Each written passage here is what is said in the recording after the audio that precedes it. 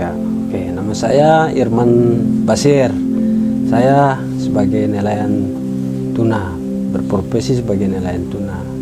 Terus sebelum saya mencari tuna, saya dulu juga awalnya dari baby dulu, baru pertama meningkat di tuna.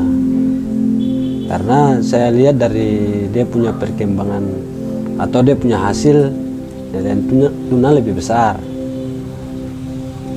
Dan di wilayah torang sini istilah bilang kalau tuna, kalau memang torang ya serius-serius dia mancing, ya mungkin bisa di dalam tumpu rumah tangga punya ini, bisa bantu-bantu tumpu rumah tangga di kebutuhan hari-hari, bisa kasih sekolah anak-anak, uang makan dan lain-lain.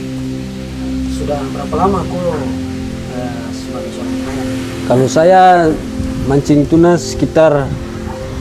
sudah sekitar 10 tahun.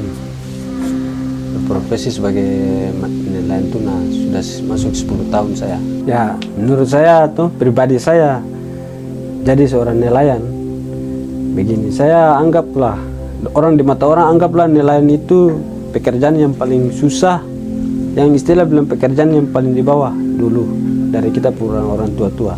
Tapi sekarang sudah beda. Alhamdulillah ya, saya bangga jadi nelayan karena itu hasil kebutuhan dalam kita punya rumah tangga mencukupi, bisa kita kasih sekolah anak-anak, bisa kita bikin kita punya tempat tinggal keluarga, barang yang armada yang ini bisa kita beli sendiri. Itulah saya bangga jadi nelayan, saya pilih jadi nelayan. Apakah selama proses mancing atau menjadi sebagai seorang nelayan ini ada kendala, kau punya kendala-kendala misalnya, bisa dijelaskan sedikit kendala-kendala apa selama mancing, selama mengair? Kendala yang satu jadi mancing itu tergantung dari ada cuaca, itu kendala. Terus juga kalau sudah musimnya tuna, dia kendala satu, sering orka jaga masuk penabang. Orang di sini bilang penabang, paus-paus. Cuman itu kita juga senang lagi karena dia masuk itu juga kita punya perairan sini juga masih segar, masih utuh kan. Kalau BBM ada kendala? BBM sih ada kendala karena dia punya harga juga mulai naik. Karena kita di sini kalau hasil penangkapan tuna kan harga sesuai dengan BBM.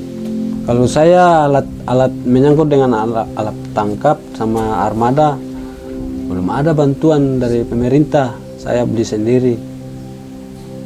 Pokoknya saya sendiri sudah beli. Ya alhamdulillah. Kalau menurut saya di keluarga kebutuhan hari-hari ya alhamdulillah bisa mencukupi. DP harga jual kira-kira menurut kau bagaimana? Kalau menurut saya harga jual bila perlu, kalau orang sini bilang kasih naik sedikit kah DP ini harga jual, karena orang BBM tidak sesuai dengan harga jual ikan tuna. Kalau harga tuna sekarang DP harga agak turun. Kalau dulu dia harga di menjang di 50 45, sekarang di 40 35. Masalah di laut kadang kita jaga dapat itu kayak ada kapal-kapal penampung dari luar. Itu kan dorang kan mancing tuna malam. Jadi siang itu tuna pemalas makan. Jadi orang sering jaga agak ini sedikit dan orang. Terus konflik itu selain kayak orang jaga sering konflik itu jaga ini apa? Jaga mancing di luar Ternate itu rompong. Orang jaga larang. Itu jaga agak sering konflik, tapi tidak konflik ini cuma baku cecok saja. Kadang ada palinggir jaga baku tagate, itu jaga baku konflik itu saja. Cuma tidak konflik sekali. Harapan sebagai seorang nelayan ini, harapan kepada pemerintah kira-kira bagaimana harapan untuk lebih fokus melihat sektor laut atau sektor perikanan. Toh? Kalau saya sebagai nelayan, saya punya harapan pemerintah juga perhatikan di lautan, apalagi perairan Maluku Utara, masuk di perairan Maluku Utara,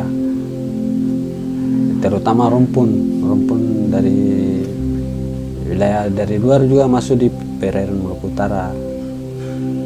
Di situ juga pengaruh lagi, karena dorang mancing yang memang jaga sering jaring, bukan cuma mancing, jaga jaring. Itu yang bikin orang jaga kendala situ. Pesan-pesan saya sebagai nelayan, terutama adik-adik saya atau ya anak yang masih bujang, masih muda-muda, coba bangkitlah, maju, karena di perairan kita ini hasilnya nelayan masih utuh. Jangan malas-malas, kemauan kita akan tercapai.